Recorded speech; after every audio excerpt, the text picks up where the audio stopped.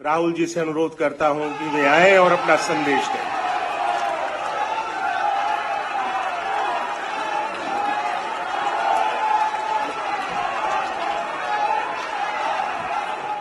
Every single Indian is going to be supported by the Congress Party. No matter where he is, no matter who he is, if he is Indian, we work for him.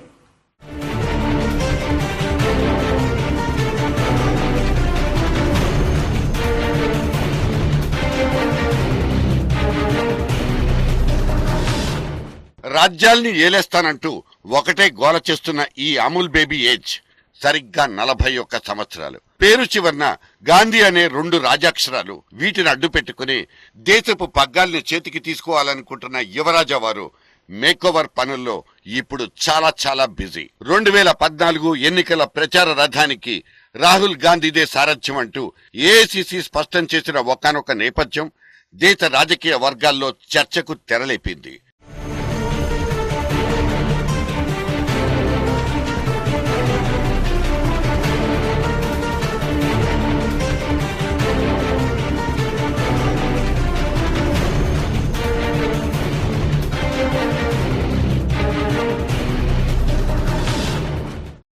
ఇవాళ ఆయన నాయకత్వంలో పనిచేయడానికి నేను గర్వపడుతున్నాం. ఈరోజు అందరం కూడా ఈరోజు ఆయన ఉపన్యాసం చూసిన తర్వాత కాబట్టి తప్పకుండా ఈ దేశానికి కాంగ్రెస్ పార్టీ ఆయన నాయకత్వంలో పూర్తిగా వైభవం తీసుకొచ్చి అన్ని వర్గాలు కూడా ఎంతో హాయిగా ఉండే పరిస్థితి రాబోయే కాలం వస్తుందనడానికి ఇది ఒక తాత్కాలిక. 125 కోట్ల జనాభాకు పాలకుడిగా ఒక ఎదగని కుమార్ రాజాను బలవంతంగా మన మీద రుద్దాలన్న ఆయన గారి ఆవేశాన్ని రాజకీయ పరంగా ఆమోదించుకోవచ్చు.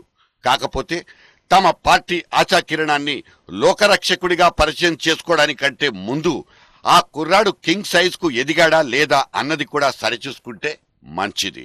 అమేథీ, రాయ్బరేలీ ఈ 2 అడ్డాలు దాటి బయటకొచ్చి చూస్తే ఈ యంగ్ రంగడు సాధించిన విజయాలు ఒక్కటంటే ఒక్కటి కూడా లేదు. ఉత్తరప్రదేశ్ ప్రచార బాధ్యతల్ని నెత్తిన మొయ్యడం తప్పిస్తే తాను కొత్తగా గెలిపించిన సీట్లు అక్కడ లేనే లేవు. అక్కడ అఖిలేష్ అనబడే మరో యంగ్ తరగం సైడే గాలి మొత్తం మళ్లిపోయింది. పాస్ మార్కులు కూడా పడక ఫేస్ టర్నింగ్ ఇచ్చుకోవాల్సి రావడం రాహుల్ వంతైపోయింది.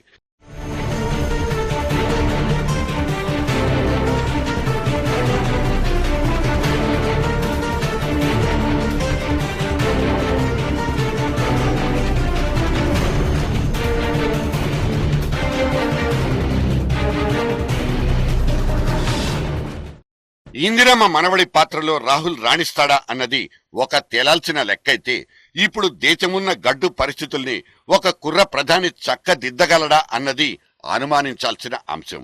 సంస్కరణల రూట్లోకొచ్చి మన్మోహన్ సింగ్ చేస్తున్న వీరంగంతో వీపులు వాచిపోతున్నాయి.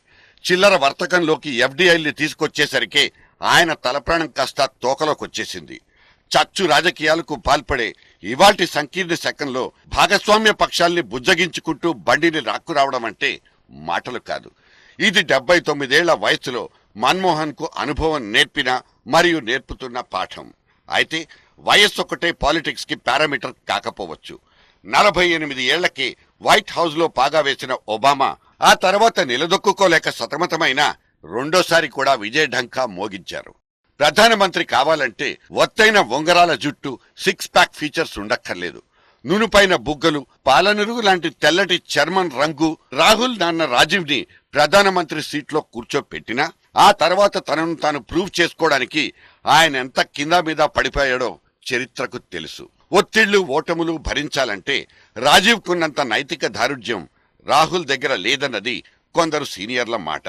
మిగతా విషయాలు ఎలా ఉన్నా రాజీవుడు సాంకేతిక సంస్కరణలు చేపట్టి పుణ్యం కట్టుకోవడం వల్లే ఇవాళ కంప్యూటర్లు మన జీవితాలతో ఇంతగా పెనవేసుకుపోయాయి. రాజీవ్ తొక్కించిన కొత్త పుంతల్ని రాహుల్ రిపీట్ చేయగలరా లేదా?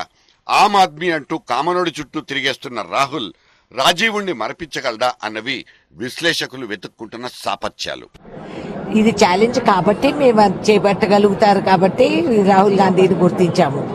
ఏ ఛాలెంజ్ లేకుండా సునాయాసంగా ఏదన్నా పదవులు రావాలంటే అది మా సామాన్యులకు చాలు. ఆంధ్రప్రదేశ్ లో సక్సెస్ అవుతారా? ఆంధ్రప్రదేశ్ లో అసలు చాలా రోజులుగా విజిట్ దేశ వ్యాప్తంగా యువతరానికి ఒక మంచి నాయకత్వం రాహుల్ గాంధీ, దాంట్లో 2 అనుమానం లేదు.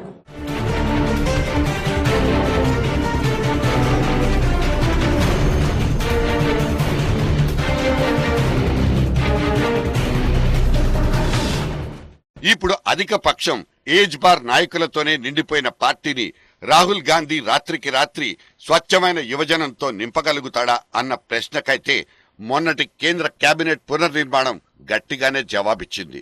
ఇవాళ ముందస్తు పొత్తుల కసరత్తు కోసమంటూ రాహుల్ లీడర్షిప్ లో ఒక టీం నడుస్తున్నట్లు వార్తలొస్తున్నాయి. రాహుల్ మార్క్ రాజకీయాన్ని దేశం ఇప్పుడిప్పుడే రుచి చూడడం అలవాటు చేసుకుంటోంది. లాలు, ములాయం, మాయావతి లాంటి అవుట్డేటెడ్ సర్కిల్స్ ని దాటుకుని ఇవాళ అఖిలేష్, జగన్, స్టాలిన్ లాంటి యంగ్ టర్క్స్ వెంట పడుతున్న రాహులుడు రాజాలా రాణిస్తాడన్న ఆశలు పార్టీ వర్గాల్ని ఉరకలెత్తిస్తున్నాయి. ఒక నూతన శకం ఆరంభమైంది. భారతదేశానికి ఒక గర్వించదగిన నూతన నాయకుడు ఆవిర్భవించాడు. ఈ భారతదేశాన్ని, కాంగ్రెస్ పార్టీని, భారతదేశాన్ని సమర్థవంతంగా నడిపించి పేద ప్రజల హృదయాలలో స్థానం సంపాదించుకొని భారతదేశ సమగ్రతకు, సుస్థిరతకు దోహదం చేస్తాడని హృదయపూర్వకంగా నమ్ముతా ఉన్నాను. కోరికలే గుర్రాలైతే రాహుల్ గాంధీ ప్రైమ్ మినిస్టర్ అవుతాడా?